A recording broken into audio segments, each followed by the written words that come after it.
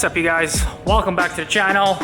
Today we're at the shop and today we are starting a new series. A new series is gonna include the rebuild of my S14 240SX. Now, a little bit of history about this car. I acquired this chassis as a bare shell. The front end was already cut off, so it didn't have a tube front. I bought it in 2013 while I was running Formula D with my 86 Corolla. Now, I already knew then that the 86 Corolla chassis was already a dinosaur. It had its limits. I really pushed it to the maximum, 450 horsepower. I was constantly braking rear ends. The length of the car was just too short. It couldn't perform as well as other chassis could. So naturally, I jumped into a 240 chassis. Now, I could have gone with an S13 chassis. I've had many S13s in the past. I still own an S13 up till today, but I knew that S14 chassis would just be better. It's a newer shell, so it would be less abused.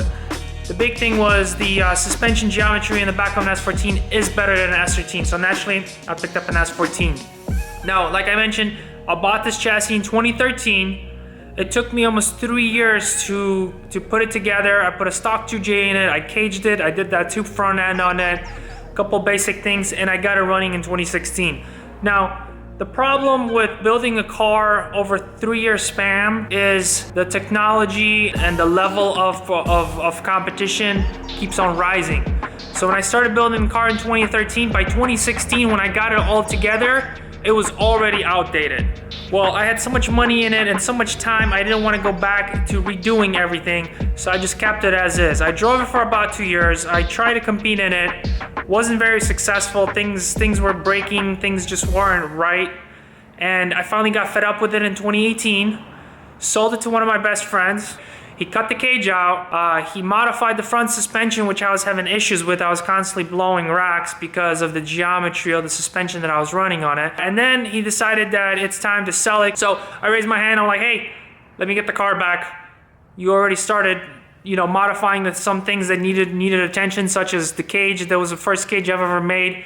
It was garbage, I'm not gonna deny it. So he cut it out. I got the car back in, I want to say 2019, early 2019, maybe end of 2018.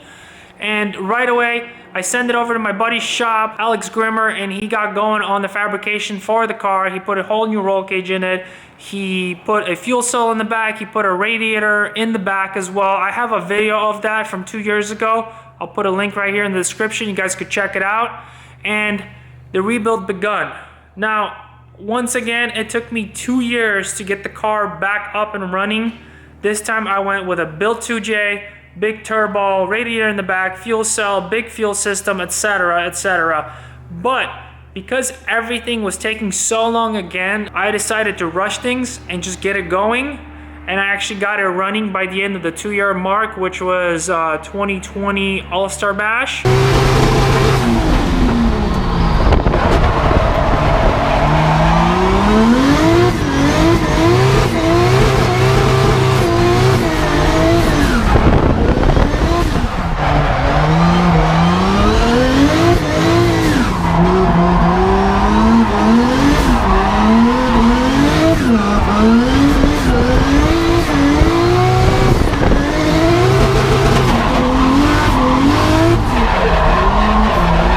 I got the car on the track and I ended up having engine problems. Now, those engine problems weren't necessarily from rushing it, but there was certain steps and procedures I could have taken to save myself the money and the time. If you guys haven't seen the video of my 2JZ rebuild, I'll put a link in the description right here. Check it out. I've got a nice time lapse of putting that motor back together, and now that the motor's back together, it's time to get this chassis going. So I figured perfect time to strip the car completely down to bare metal, prep it all, fabricate the things I need to, paint it, and document it all for you guys, make a vlog out of it, and basically start from scratch from a bare shell that's gonna turn into a full-blown competitive drift car at the end.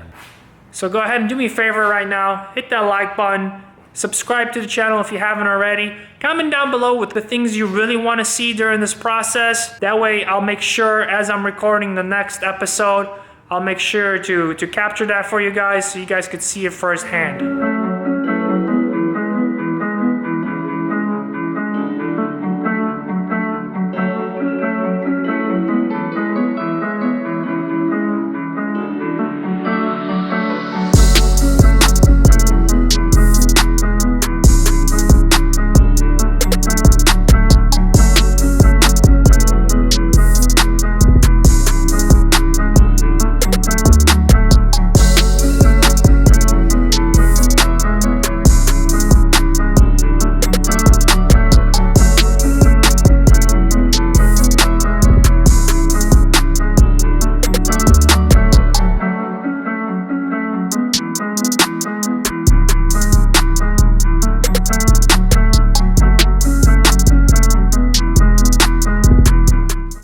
Alright you guys, I've been at it for a couple days now. I ended up shaving off all the holes in the engine bay. I ended up stitch welding the rest of the wheel well in the front. I got rid of all the original primer and undercoating. Everything is gonna get painted nicely. It's one of my pet peeves is to have a nice wheel well in the front. Every time the wheel goes to full angle, you can see everything inside. That's one thing that I always loved about professional drift cars like James Dean car. Everything just looks perfect, even in the areas that you don't normally look at. So that's what I'm thriving for. Also, since we're on the subject of James Dean, after watching his vlog and seeing how he does his quarter panels, I ended up putting this sheet metal onto my quarter panel that was already cut out. I ended up closing up the wheel well as well. What that's going to do is going to keep the debris from collecting right here in my rocker, which I hated every time I'd have to clean it with a vacuum. And then it's going to protect the smoke from the wheels from entering the cabin. Now everything inside of my cabin has been sealed off, but smoke always finds its way between these cracks. So hopefully this will actually protect it from additional smoke entering into the cabin. Hopefully that's the idea. I did it on both sides. This way, in case the over fender gets ripped off during a collision or whatever, the car's not gonna look as bad with completely cut out quarter panels. I am still contemplating on chopping off the whole trunk area and going with a complete rear clipped fiberglass over fenders.